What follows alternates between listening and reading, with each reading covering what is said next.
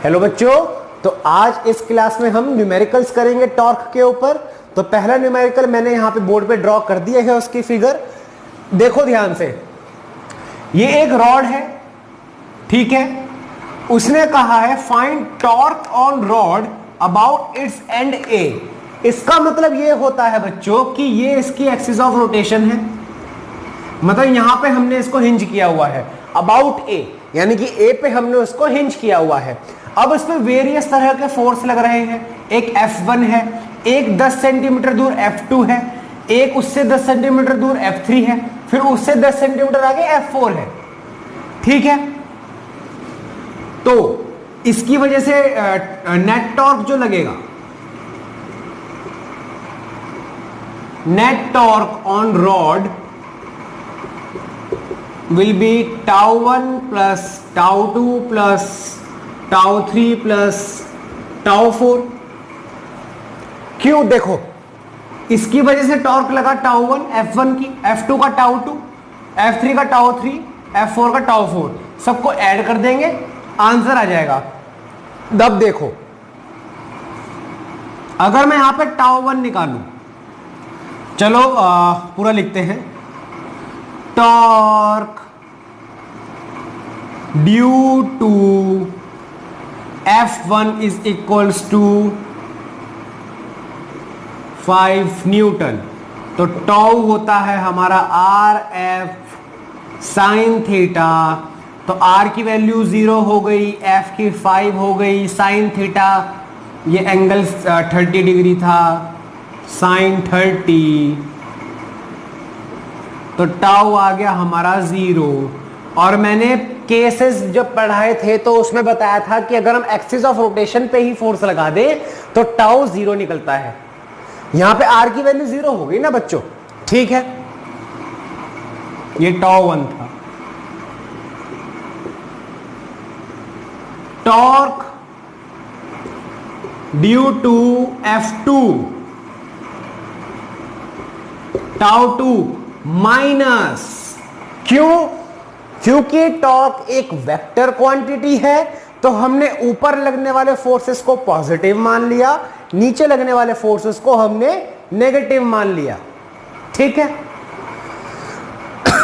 उल्टा भी कर सकते हो, नीचे वाले को पॉजिटिव मान लो, ऊपर वाले को नेगेटिव मान लो, यानी कि चलो मान लो, ठीक है, कैसे भी मान लो, तुम्हारी मर्जी है।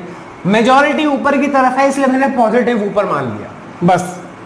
अब जरा देखो आर कितना हो जाएगा, इस पॉइंट से यहां तक का डिस्टेंस 10 सेंटीमीटर, तो 10/100 मीटर में कन्वर्ट, क्योंकि SI यूनिट में चाहिए हमें, into 3 Newton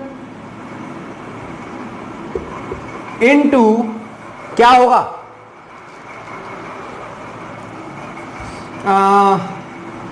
sign 90,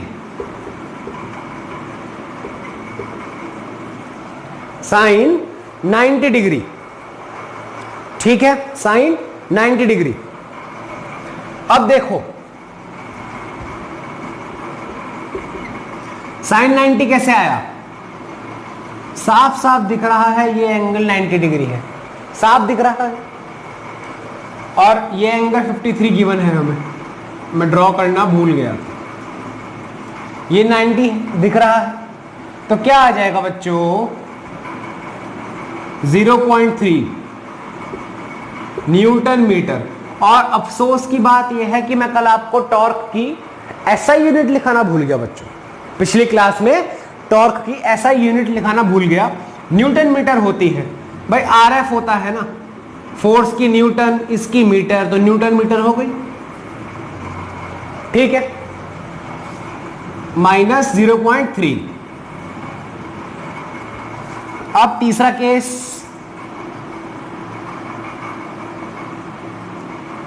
torque due to F3, torque due to F3, जरा बताओ, आएगा तो पॉजिटिव ही।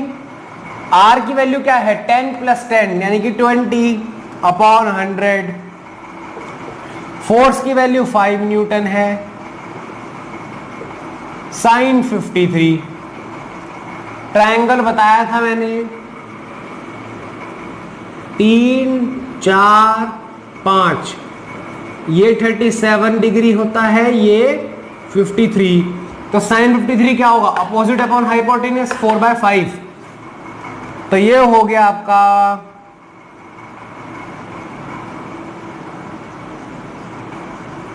4/5 न्यूटन मीटर, या फिर आप कह लो 0.8 न्यूटन मीटर, 0.8 न्यूटन मीटर।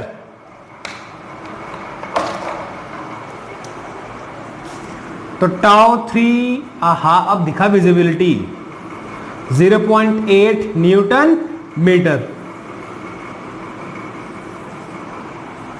ठीक है, जरा फोर्थ वाले पे आ जाएं।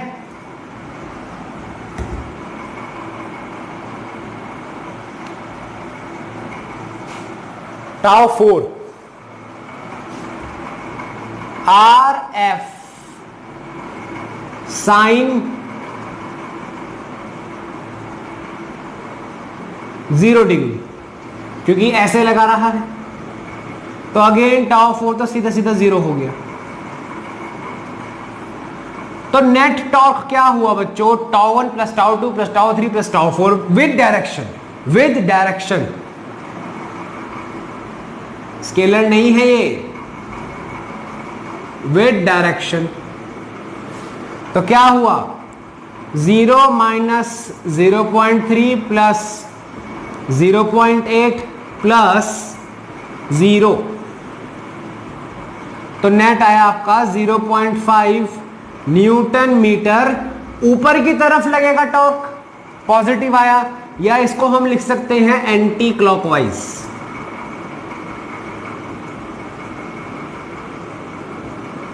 एंटी क्लॉकवाइज भाई, यहां से अगर ये ऊपर जाएगा तो एंटी क्लॉकवाइज ही तो हो गया, नीचे क्लॉकवाइज होता, ऊपर एंटी क्लॉकवाइज हो गया। ठीक है, नोट कर लो इसको।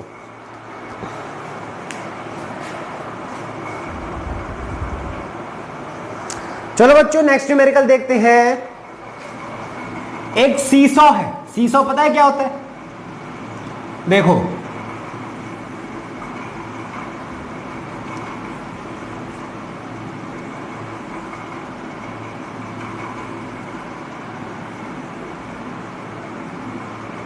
सीसॉ होता है, ये वो होता है झूले पार्क में लगा रहता है, जो इधर बच्चा बैठता है उधर बैठता है, ऊपर नीचे होते रहते हैं, वही है। मैंने एक इस साइड 40 kg मास रख दिया, 40 kg मास रखा, 40 kg वेट रखा, सॉरी, यानी कि 40 न्यूटन का वेट मैंने इस साइड रख दिया। ठीक है, हिंज पॉइंट ये है, इससे 2 मीटर की दूरी पे। अब इस साइड मुझे एक 60 न्यूटन वेट रखना है, या 60 केजी वेट रखना है बाय वेट, यानी कि 60 न्यूटन रखना है एक्स डिस्टेंस पे। तो क्वेश्चन बोलता है what will be value of x such that seesaw remains balanced या इक्विलिब्रियम में रहे, बिल्कुल ऐसे इक्विलिब्रियम में रहे। सीधा सीधा आंसर है कि सर जो 40 की वजह से टॉर्क लगेगा, अगर वही टॉर्क 60 की वजह से लगे तो बैलेंस रहेगा। तो यार ये तो 40 है, ये 60 है, इतना ज्यादा वेट, 20 किलो ज्यादा वेट, तो यानी कि हम इसको 2 मीटर पे तो नहीं रख सकते, कुछ आगे या पीछे करना पड़ेगा। आगे करना है पीछे करना है वो हम देखते हैं। इतना हमें पता लग गया कि टॉर्क जो 40 वाले की वजह से लगेगा, वही टॉर्क 60 वाले से लगेगा तब जाके ये बैलेंस में रहेगा। अब टॉर्क 40 वाले का क्या होगा, आर एफ साइन थीटा। अब फोर्स तो ये नीचे की तरफ ही लग रहा होगा, इधर भी नीचे की तरफ लग रहा होगा, तो थीटा तो 90 डिग्री हो गया। तो ये हो गया हमारा, आर की वैल्यू है यहां पे 2 मीटर, फोर्स लग रहा है 40 न्यूटन, फोर्स लग रहा है 40 न्यूटन। और यार तुम्हें समझ में नहीं आ रहा होगा, एक काम करता हूं मैं इसको मास ही बोल देता हूं, 40 kg। हम एक काम करते हैं, जी भी लगा लेते हैं, ठीक है। अब आया 40 जी न्यूटन नीचे लग रहा है, एम जी फोर्स नीचे लगता है, इनटू साइन 90, उसको छोड़ दो, साइन 90 लिखने की जरूरत नहीं है, वो तो वैल्यू 1 रहती है। इधर x इंटू 60 इंटू जी। अब जी से जी तो वैसे भी कटना था, ठीक है। 0 से 1 0 गया, 2 3, तो x की वैल्यू आ गई हमारी 4/3। तो ये क्या होगी, 3133, हाँ 1.33 मीटर। तो यानी कि अगर मैं 60 kg ब्लॉक को यहां से यहां 1.33 मीटर दूर रख दूं तो ये बैलेंस्ड रहेगा। आसान क्वेश्चन था, लेकिन इस तरह के क्वेश्चंस एग्जाम में आ जाते हैं, तो इसलिए भी इसको आप नोट कर लो।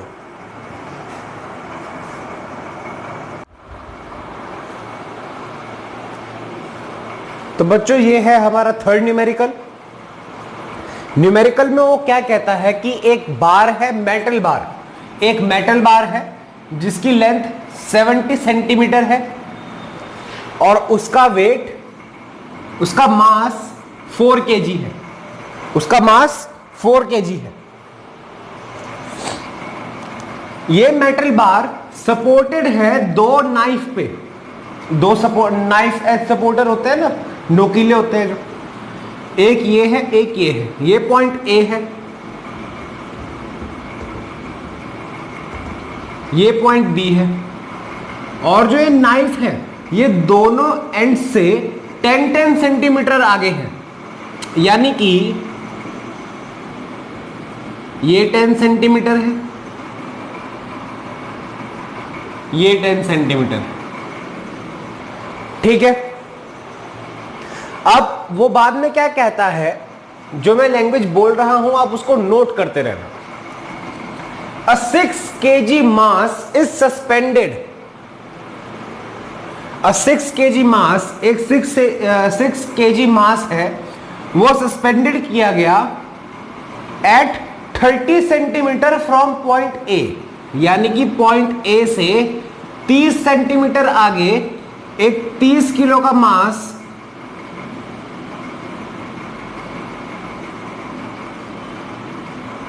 m is equals to 6 kg, एक 6 किलो का मास सस्पेंड किया गया। यानी कि यहां से यहां तक 30 है, तो यहां से यहां कितना हो जाएगा, 20 सेंटीमीटर, ठीक है। उसने बोला है फाइंड टॉर्क अबाउट ए। मैं लिख दूं यहां पे language, 6 kg mass is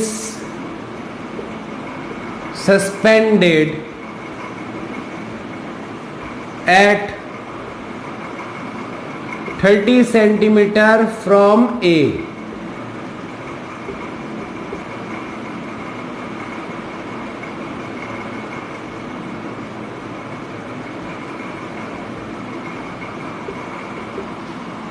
find torque about ए।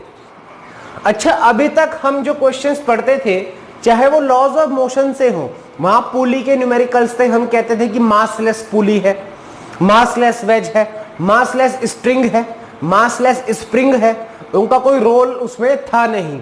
यहां पे क्या बोला उसने, मास ऑफ मेटल बार, यानी कि इस मेटल बार का भी मास दे दिया, तो इसका मास भी कुछ ना कुछ फोर्स लगाएगा। अच्छा, सेंटर ऑफ मास पढ़ के हमें यह पता लग गया कि यूनिफॉर्म डिस्ट्रीब्यूशन ऑफ मास में ज्योमेट्रिक सेंटर पर कंसंट्रेटेड हम मान सकते हैं मास को। तो इसका ज्योमेट्रिक सेंटर यहां से 35 सेंटीमीटर होगा, क्योंकि पूरी 70 है, 70 का हाफ कितना होता है 35, 35 पे हमने मान लिया 4g।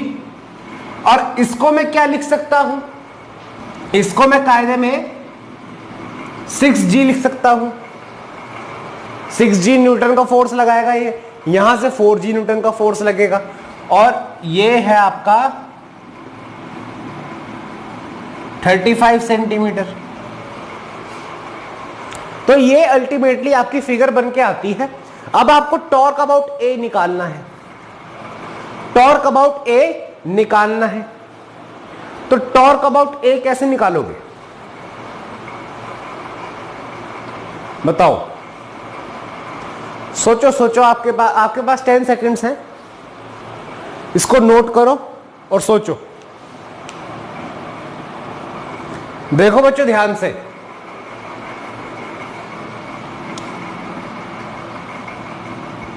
ये एक क्वेश्चन में मैंने गलती करी, find torque about knife edge, first knife edge था, ये फर्स्ट है, ये सेकंड है।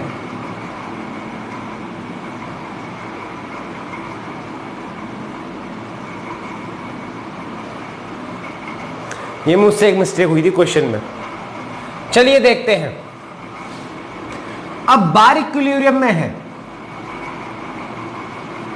एज द बार इज इन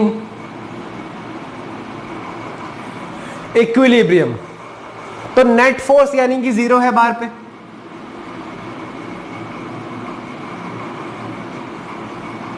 यानी कि नेट ऊपर लगने वाला force is equals to net नीचे लगने वाला फोर्स, यही है।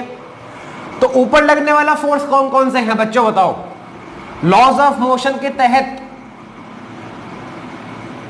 यहां से ऊपर एक R1 लगेगा, रिएक्शन नाइफ का रिएक्शन, यहां से ऊपर एक R2 लगेगा।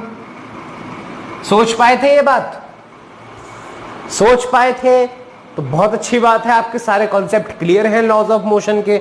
नहीं सोच पाए थे तो थोड़ा सा आपको कॉन्सेप्ट पे काम करने की जरूरत है।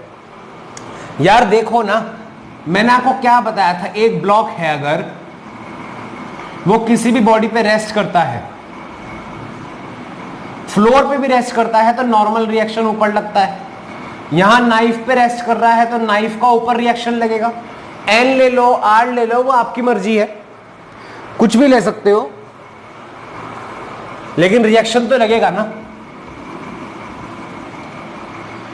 तो मैं ये बोल सकता हूं कि जो नेट अपवर्ड फोर्स है यानी कि R1 प्लस R2 वो नेट डाउनवर्ड फोर्स है। डाउनवर्ड एक तो 6G लग रहा है, एक 4G लग रहा है, और कोई है नहीं है। G की वैल्यू मैं 10 ले लूं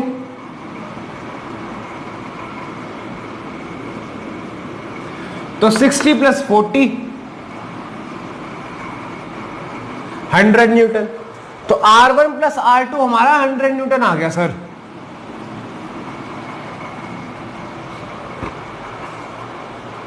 ठीक है, अब जरा एक काम करें, ये और ये पॉइंट है, इनको इसको मान लूं मैं P, इसको मान लूं मैं Q। तो टॉर्क अबाउट P निकालना है हमें। तो पहला तो हमारा रहेगा ड्यू टू R1,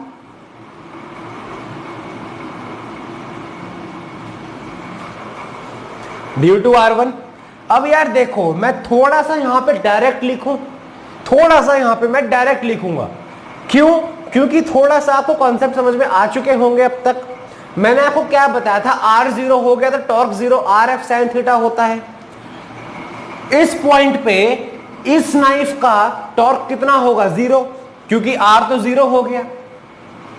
पिछले क्वेश्चंस में क्या था, कुछ ऐसे था हिसाब कि यहां पे एक फोर्स लग रहा था, यहां पे लग रहा था, यहां पे लग रहा था, तो इस पॉइंट पे इस फोर्स का टॉर्क तो 0 हो जाएगा क्योंकि R 0 हो जाता है।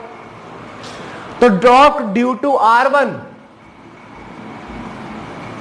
Torque at P due to R1 0 हो जाएगा। ठीक है, और ये कायदे में टाउ 1 भी था, इसको हम टाउ 1 ले लें। Due to 6g mass, 6g minus, क्योंकि नीचे लग रहा है torque, minus are F sine theta. हमें P के तहत निकालना है। P से यहां तक का डिस्टेंस 20 सेंटीमीटर है, माइनस 20/100, R तो ये हो गया। फोर्स क्या लग रहा है 6G, 60, साइन तो 90 है, साइन थीटा तो 90 डिग्री है, तो ये ऐसे और ये ऐसे, तो क्या आया माइनस का 12 न्यूटन।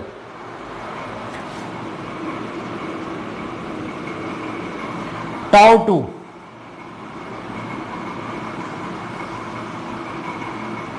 ठीक है।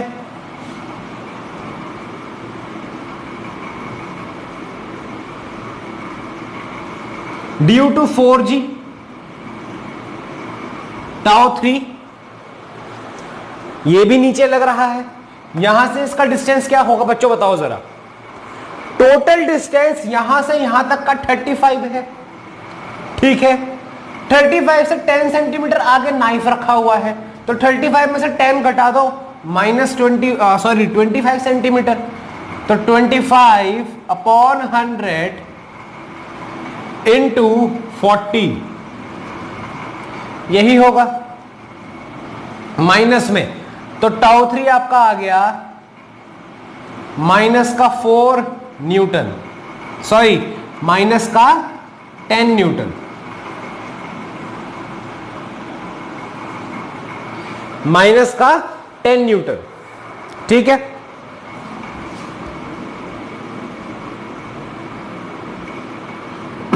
Due to R2। अब जनाब आप R2 की वैल्यू कैसे निकालोगे? ये बात तो सत्य है कि टाउ 4 आपका एकदम पॉजिटिव होगा क्योंकि ये ऊपर डायरेक्शन में लग रहा है, ये बात तो सत्य हो गई। आप ये भी लिख सकते हो इजीली कि इन दोनों के बीच का डिस्टेंस क्या है। टोटल है आपका 70 सेंटीमीटर, 70 में से 10 ये इधर खिसका, 10 ये इधर खिसका, तो 50 सेंटीमीटर बचा आपका डिस्टेंस। तो देखो 50 ही बचा ना, जी हाँ 50 ही बचेगा। 50/100 इंटू, देखो बच्चों ध्यान से देखो, R1 प्लस R2 हमारा 100 न्यूटन है, यहां पे R1 R2 पे डिपेंड करता है। फिर अगर हम P की बात करें, P पे R1 तो 0 है हमारा, तो इस इक्वेशन में R1 का कोई रोल नहीं रह जाता जब अगर हम P की बात कर रहे हैं। सिमिलरली अगर हम अबाउट Q निकाल रहे होते, तो वहां पे R2 का रोल खत्म हो जाता, क्योंकि R2 के लिए हमारा पोजीशन वेक्टर 0 हो जाता, तो R2 तो कोई टॉर्क लगा ना पाता। तो इस अगर इक्वेशन में मैं R1 0 रख दूं, क्योंकि हम अबाउट P निकाल रहे हैं, तो R2 की वैल्यू हमारी 100 न्यूटन आ जाएगी, तो हम डायरेक्ट 100 न्यूटन रख सकते हैं। यहां पे तो हम न्यूटन में कन्वर्ट कर रहे थे 4 इंटू जी, ये डायरेक्ट ही 100 न्यूटन है हमारा। 100 से 100 गया तो ये आया हमारा पॉजिटिव में 50 न्यूटन। ये इस क्वेश्चन में थोड़ा सा कंसेप्चुअल चीज थी बच्चों, वरना ये क्वेश्चन बहुत आसान था। इससे पहले हमने जो क्वेश्चंस करे थे वो भी ऐसे ही थे काइंड ऑफ। इसमें बस ये रिएक्शन फोर्सेस जो लग रहे थे, मुझे ये इन्फ्लुएंस कर गए कि मुझे ये न्यूमेरिकल इंक्लूड करना चाहिए वीडियो में, ताकि आपको मैं ये वाला कॉन्सेप्ट समझा सकूं, ठीक है। तो टाउ 4 क्या हुआ बच्चों 50 न्यूटन, 50 न्यूटन। तो नेट टॉर्क कितना होगा? अगेन नेट टॉर्क बेटा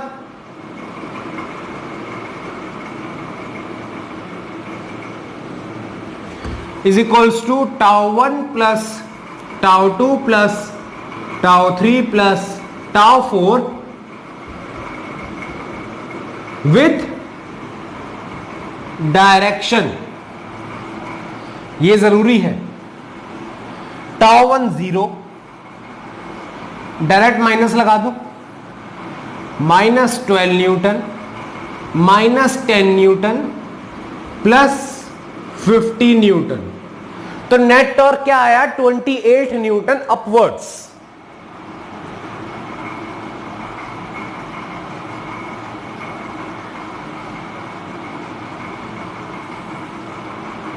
या एंटी क्लॉकवाइज।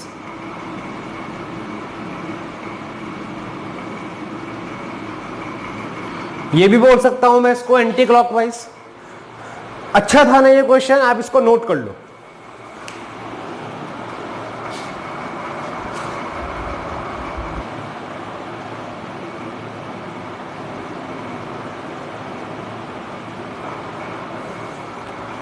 तो बच्चों यहां पे हमारी न्यूमेरिकल वाली क्लास खत्म होती है। हमने 2 से 3 बढ़िया न्यूमेरिकल्स करे हैं टॉर्क के ऊपर। मैंने आपको वेक्टर फॉर्म में भी न्यूमेरिकल करा दिया।